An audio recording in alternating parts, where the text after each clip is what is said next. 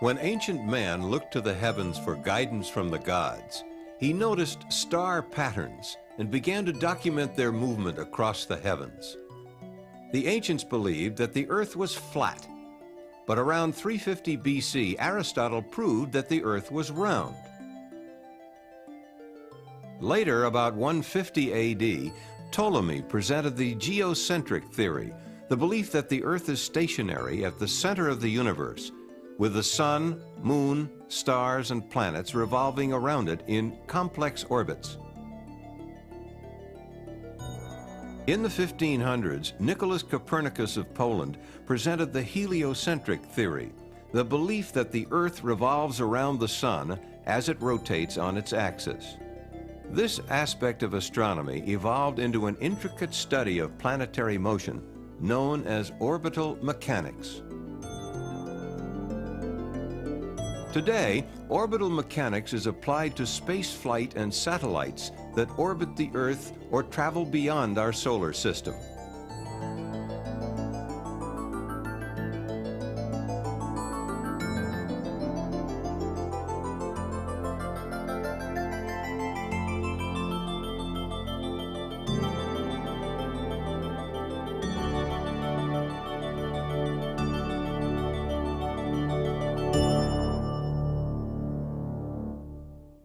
In the early 1600s, Johann Kepler, a German mathematician, using the data on planetary observations collected by the Danish scientist Tycho Brahe, developed 3 laws of planetary motion.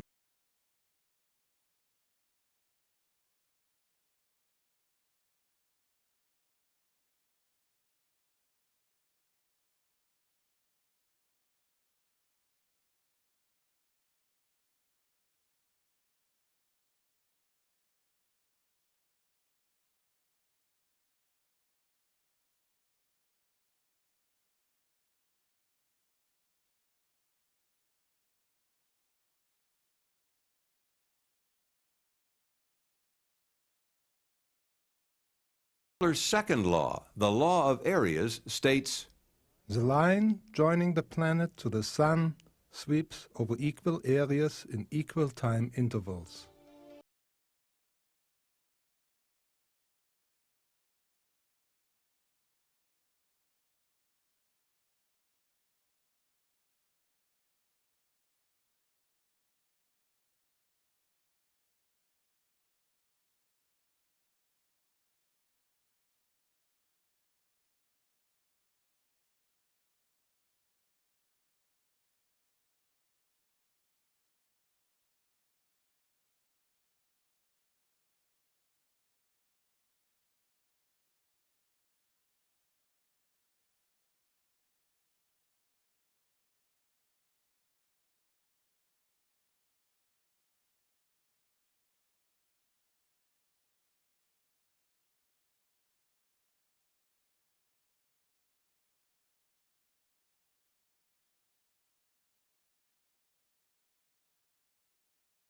out equal areas in equal periods of time. Kepler's third law, the law of periods, relates the time required for a planet to make one complete trip around the sun to its mean distance from the sun.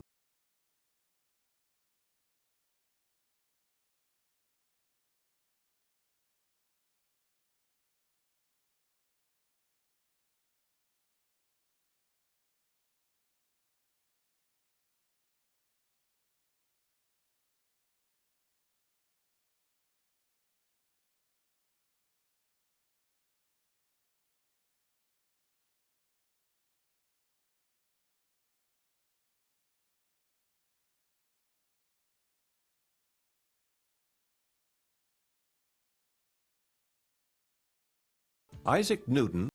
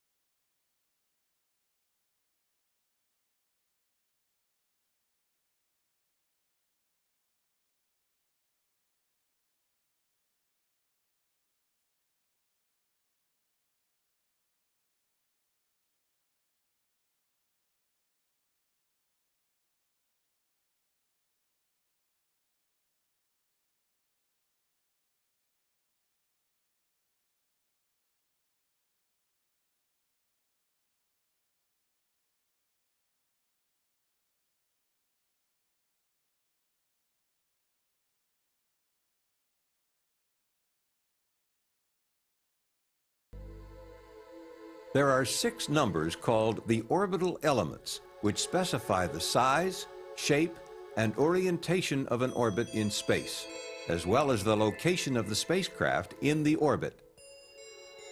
Based on an orbit which is an ellipse, the 6 orbital elements are length of the semi-major axis, eccentricity, inclination,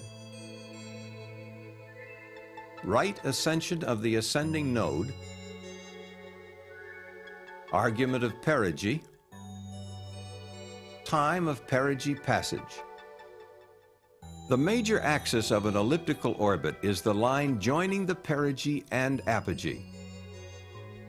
This line is also referred to as the line of apsides.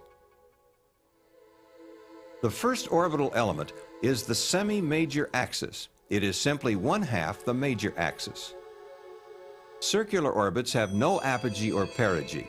Therefore, the semi-major axis is simply 1/2 the diameter of the orbit. The semi-major axis is used to define the size of the orbit. From this, the orbital period, or time that it takes for the satellite to complete one orbit, can be calculated. The shape of an orbit is defined by the second orbital element called eccentricity. For all ellipses, the value of eccentricity lies between 0 and 1. The larger the value, the more elliptical the orbit. A spacecraft in Earth orbit with an eccentricity equal to or greater than 1 will escape the Earth's gravitational field. When orienting an orbit in space, a 3-dimensional coordinate system must be defined. The coordinate system commonly used is the geocentric equatorial coordinate system, which has its origin at the Earth's center.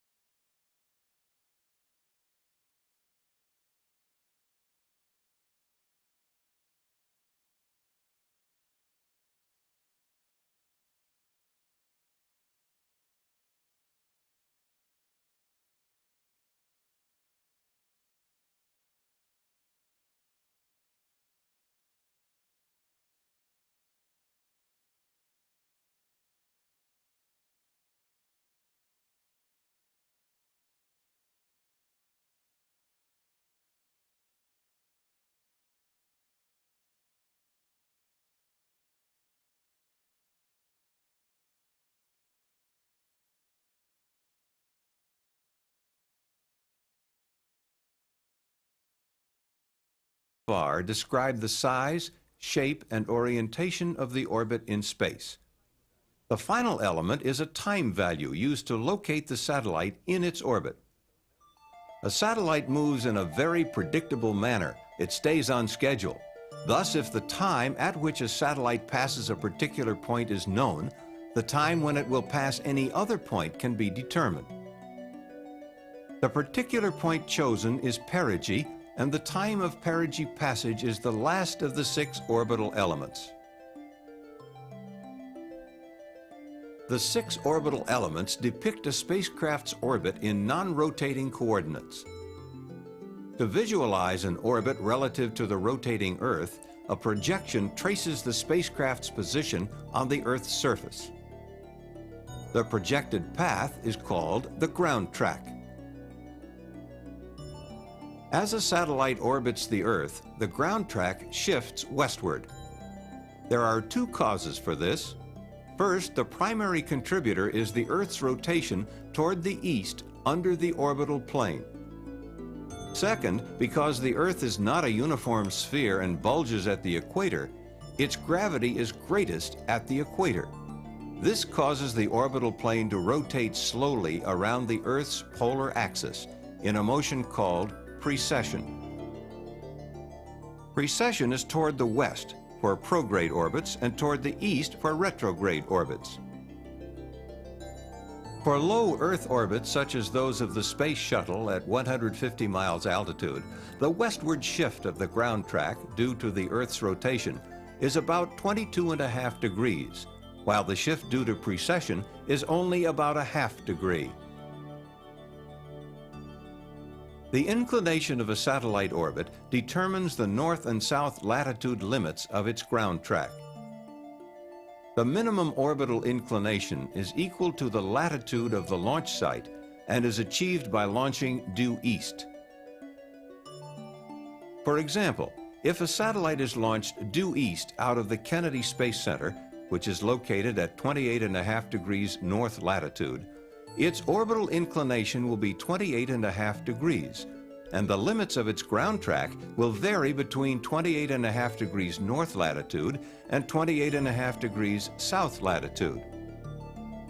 If launch azimuth or direction of flight at launch measured eastward from due north is increased from due east, the orbital inclination angle increases as well as the maximum latitude of the north-south ground track. Therefore, the latitude limits of the ground track equal the new launch inclination. Similarly, if launch azimuth is decreased from due east, orbital inclination once again increases as well as the latitude limits of the ground track. The maximum practical inclination from a Kennedy Space Center launch is 57 degrees. This limit is imposed for safety considerations in order to keep the spacecraft and its booster system from flying over land masses during the ascent phase. To obtain an orbit with an inclination greater than 57 degrees, the spacecraft is launched from Vandenberg Air Force Base in California.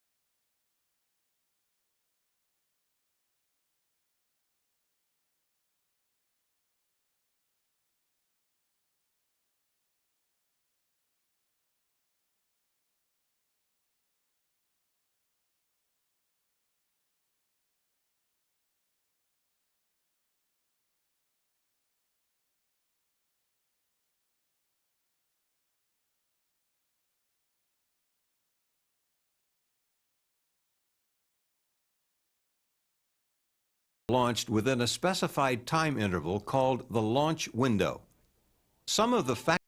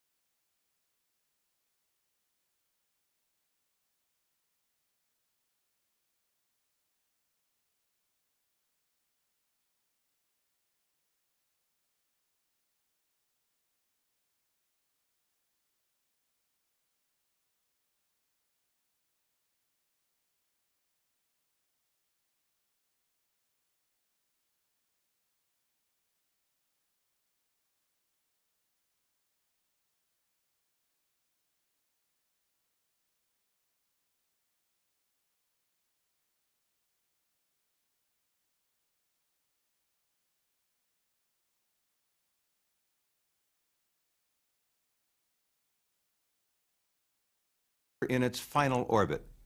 The OMS 1 burn occurs about 2 minutes after main engine shutdown and establishes the orbital apogee point. The OMS 2 burn takes place approximately 30 minutes later and circularizes the orbit. Once satellites are launched and put into orbit, it is often necessary to change the orbit with an on-orbit burn. The common term used in describing on-orbit burns or engine firings is delta V. Delta V is the incremental change in spacecraft velocity measured in feet per second resulting from the burn. The amount of fuel used during a burn depends on the desired delta V change and the mass of the spacecraft. Because the amount of fuel carried is limited, fuel consumption is one of the primary considerations in spacecraft mission planning and is critical to orbit lifetime. On orbit, a spacecraft can thrust in any direction. Burns along the flight path, forward and backward, are the most common. A unique feature of any orbital burn is that if no other burns occur, the spacecraft will later always pass again through the point of burn. Forward burns increase the spacecraft's velocity and are known as posigrade burns. With posigrade burns, the flight path of the vehicle will be raised at all points except the burn point. Burns opposite the direction of flight, which slow the spacecraft down, are called retrograde burns. For retrograde burns, the orbit will be lowered at all points except the burn point. The greater the delta V, the greater the difference between the pre-burn and post-burn orbits. Burns can be combined into maneuver sequences to change orbit size, shape, or orientation. One of the most common maneuver sequences is made up of two burns, and is used to accomplish an orbit transfer between two circular orbits in the same orbital plane. The most energy-efficient transfer between two orbits of this type is the Hohmann transfer. The Hohmann transfer is actually 1/2 of an elliptical orbit with its perigee in one of the orbits and its apogee in the other. The burns occur at the perigee and apogee of the transfer orbit. The use of the Hohmann transfer minimizes the delta V required, thus having the advantage of using minimum fuel. The disadvantage of the Hohmann transfer is that it takes longer than most other transfers. The type of the transfer sequence depends on the mission and the amount of fuel available. For example, a space rescue where time is critical might use a fast transfer, while a routine satellite deployment where fuel saved for later use is important would most likely use a Hohmann transfer. The burns discussed so far have all been maneuvers in the original orbital plane and do not affect orbit inclination or node position. There are situations which require an orbital plane change, such as setting up a rendezvous or placing a satellite in an equatorial orbit. To change the inclination, the thrust vector must be directed at an angle to the orbital plane. A thrust with a component that is perpendicular to the orbital plane at either the ascending or descending node will rotate the orbital plane about the line of nodes. A northerly out-of-plane thrust at the ascending node will increase the inclination of a prograde orbit, while a southerly thrust will decrease it. Out-of-plane thrusts require considerable amounts of fuel and are performed only when absolutely required. The Space Shuttle, for example, using all of its onboard propellant, is capable of an on-orbit plane change of less than 3 degrees. Satellite orbital planes and altitudes are determined by their design mission, which very often includes a field of view requirement for optical or communications purposes. The field of view of a satellite is defined as the area of the Earth's surface that is in view from the satellite at any given time. Satellites in high orbits have greater fields of view than those in lower orbits. For example, a satellite at an altitude of 800 nautical miles has a circular field of view with a diameter of about 4,100 nautical miles. A satellite at 200 nautical miles has a circular field of view with a diameter of about 2,000 nautical miles. Low-orbit satellites are often used for photography and other types of Earth observation. A satellite placed in a low-inclination circular orbit at an altitude of about 19,300 nautical miles will have an angular velocity exactly equal to that of the Earth's. The satellite would seem to remain stationary in longitude as viewed from the ground. Such orbits are called geosynchronous and are used to provide a continuous communications capability among any system of ground stations within their field of view. The geosynchronous orbit field of view is constant and is limited to a latitude zone of about 70 degrees north and south of the equator. Effective satellite communications from geosynchronous orbit is not possible at either pole. However, because of their altitude, their field of view covers nearly half the globe. A special type of geosynchronous orbit with an inclination of 0 degrees is called a geostationary orbit.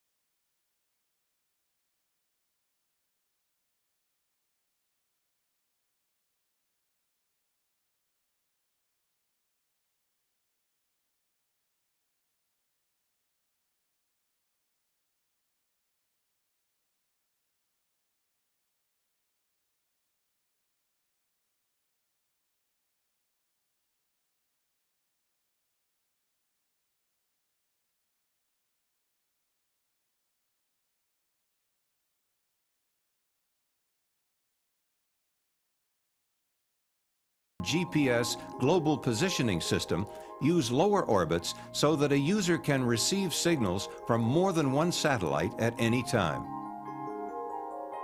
Another frequently used orbit is known as a sun-synchronous orbit. These take advantage of the precession of the orbital plane caused by the Earth not being a perfect sphere.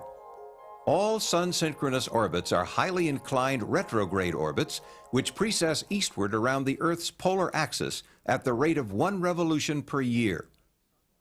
Since the Earth-Sun line also revolves eastward at the rate of 1 revolution per year, the orbital plane will maintain a constant orientation relative to the Earth-Sun line.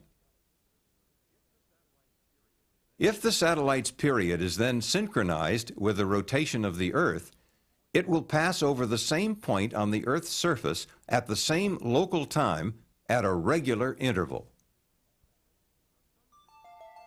A sun-synchronous satellite ensures that a constant sun angle and uniform lighting exist for the same field of view from pass to pass.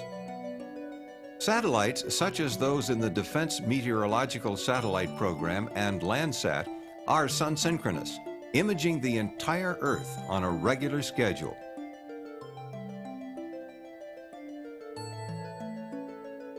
The gravitational attraction of the Earth on a spacecraft causes it to move in its orbit around the Earth. There are other, much smaller forces which will cause a spacecraft to deviate from its desired orbit. These forces cause what are known as orbital perturbations. Orbital precession, which is used to obtain sun-synchronous orbits, results from the perturbing effects of the Earth's non-spherical shape. Other perturbing forces are the gravitational pull of the Sun, the Moon,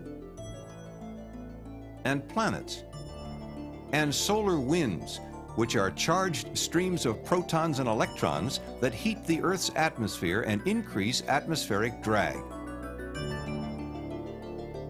In most cases, perturbing forces can be compensated for in the spacecraft and orbit design and present no major problems.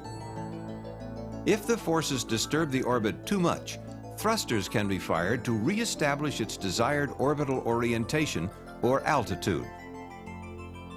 This is particularly true for spacecraft orbiting at very low altitudes, where the effects of atmospheric drag are greater and, if not compensated for, will eventually cause the spacecraft to deorbit. A spacecraft's operational lifetime is frequently limited only by the amount of fuel available to maintain its desired orbit. When its useful life is complete, a satellite is left in orbit or is deorbited, burning up when re-entering the Earth's atmosphere. When the Space Shuttle completes its orbital mission, it executes a precise retrograde burn to initiate its controlled return to Earth. This burn occurs nearly halfway around the Earth from the landing site. The new orbit established by the retrograde burn causes the orbiter to enter the Earth's atmosphere about 4,000 miles from the landing site.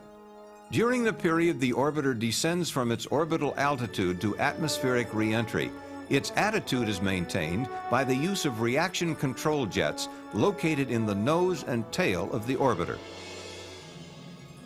Once the orbiter enters the Earth's atmosphere, its wing and tail aerosurfaces begin to become effective and gradually replace the jets for attitude control. As the orbiter nears the landing field, it maneuvers to a long, straight-in approach at an angle of 17 to 19 degrees. Nearing the runway, it executes a flare maneuver to reduce its sink rate and glides to a touchdown at approximately 230 miles per hour. As the orbiter rolls to a stop, our journey into the world of orbital mechanics comes to an end for now. This is only the basics of orbital mechanics, an intricate study of planetary and satellite motion. The next time you see a launch, you will see it from a different, somewhat knowledgeable perspective. You will understand the fundamentals of spaceflight.